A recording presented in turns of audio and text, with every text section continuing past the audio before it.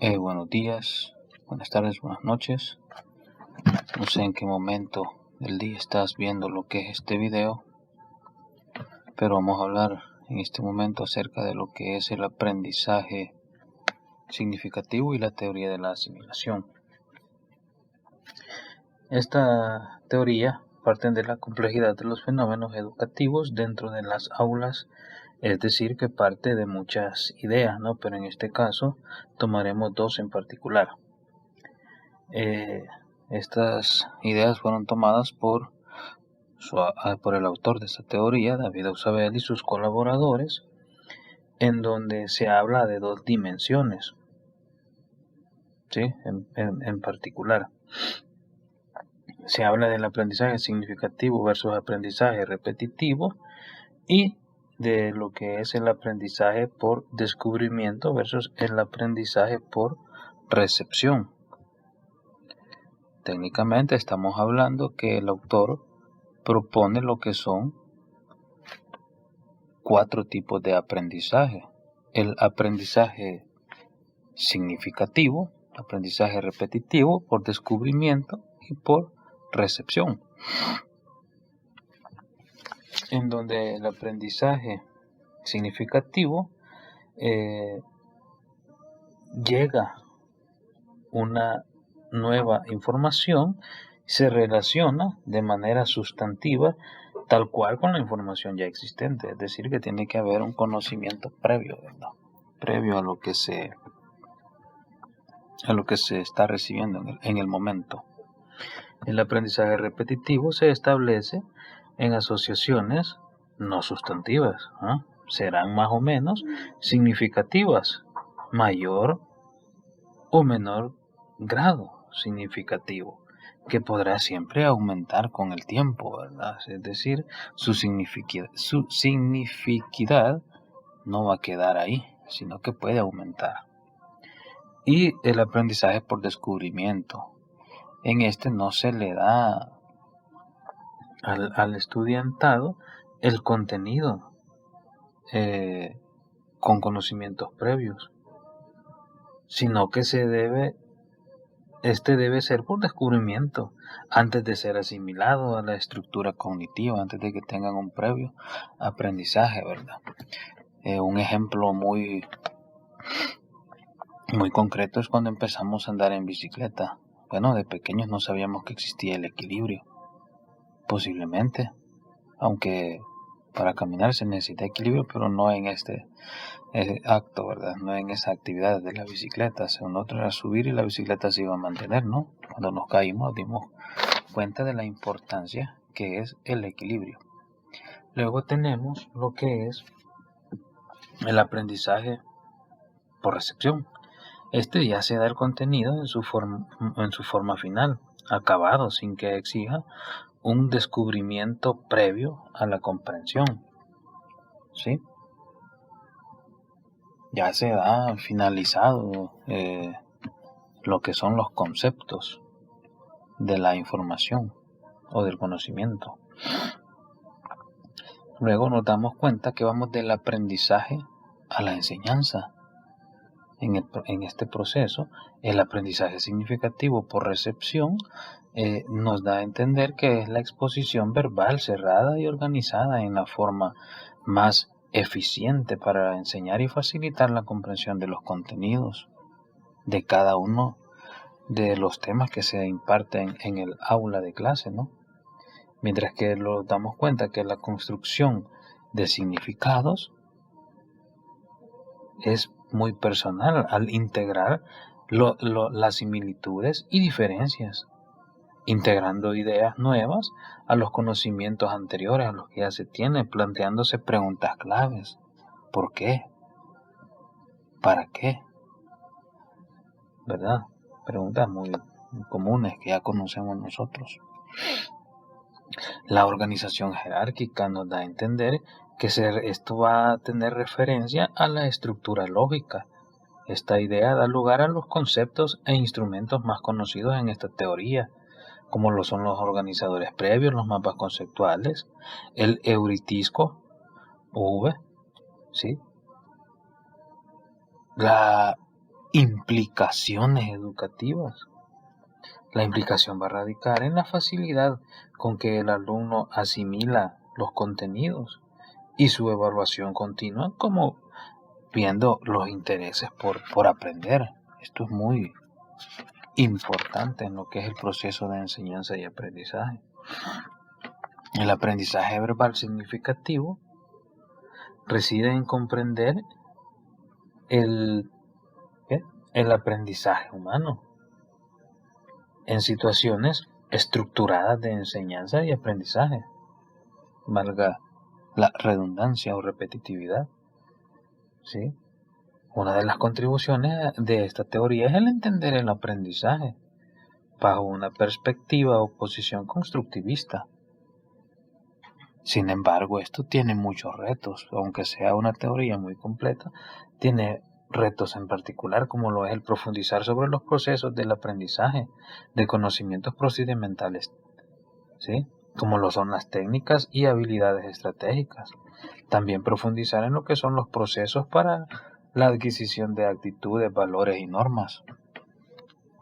Porque a lo largo nos damos cuenta que se basa en la estructura, ¿verdad? En la jerarquía para el proceso de enseñanza, ir de lo particular o de lo general a lo particular. Tenemos también lo que es un cuadro acá que es el continuo aprendizaje, ¿no? Memorístico, significativo y continuo, ¿sí? En el descubrimiento de la instrucción, yo lo hice acá en base a la especialidad de psicología, usted lo puede realizar en base a su especialidad,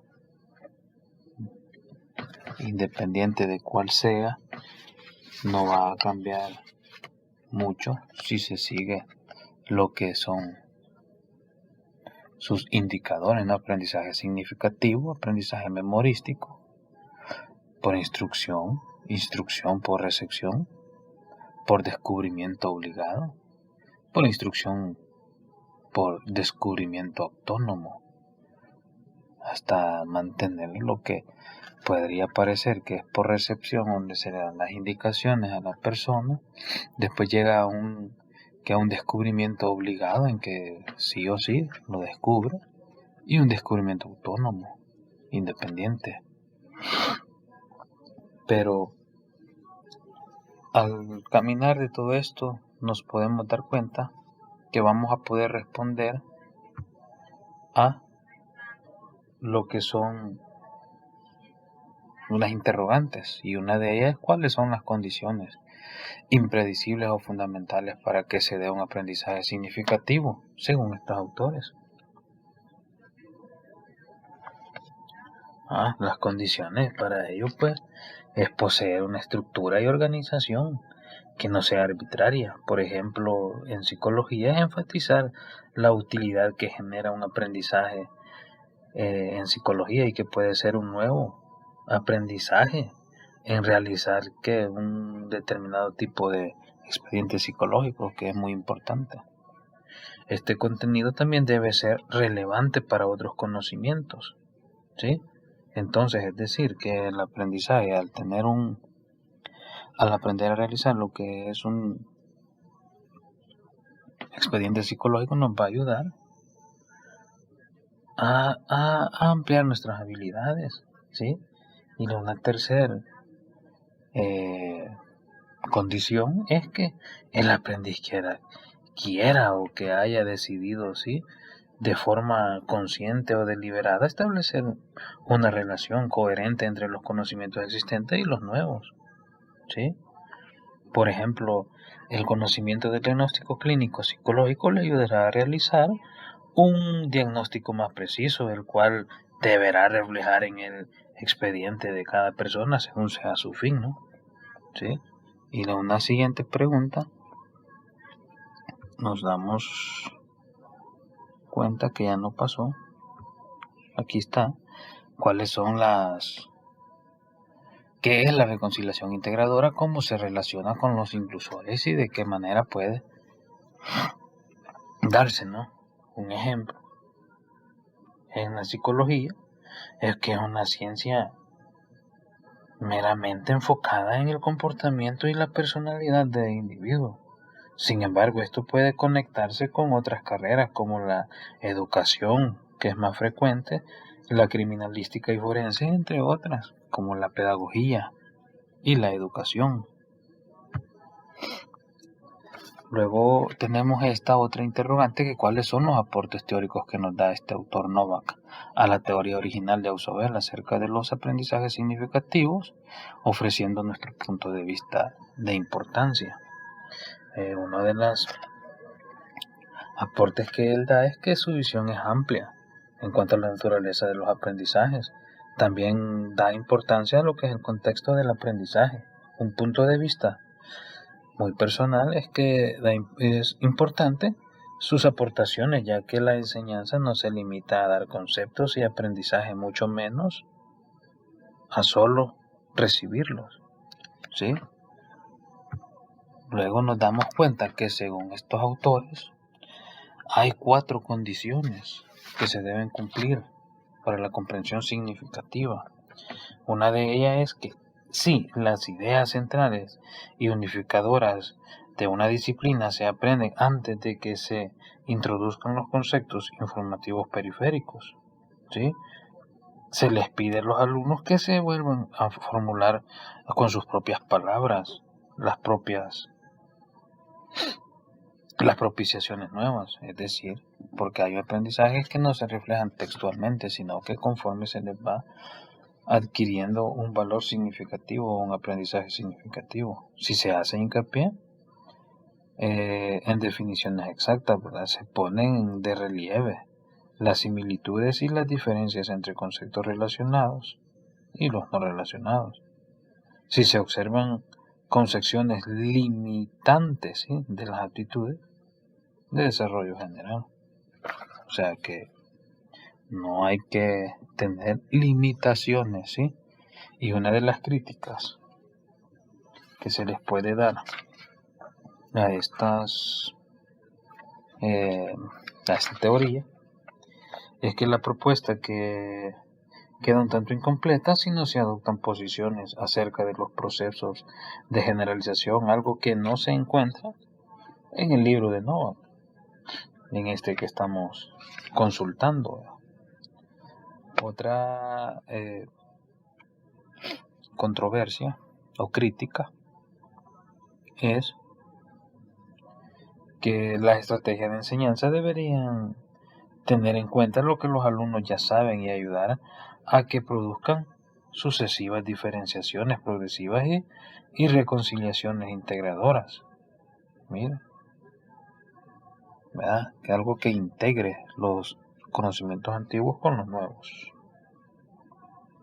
Eso sería todo. Espero que les sea de gran importancia y de gran ayuda lo visto en este vídeo. Así es que saludos. Aquí tengo también lo que es el sitio web o bibliografía consultada en un hermoso video. Saludos y tengan un buen día.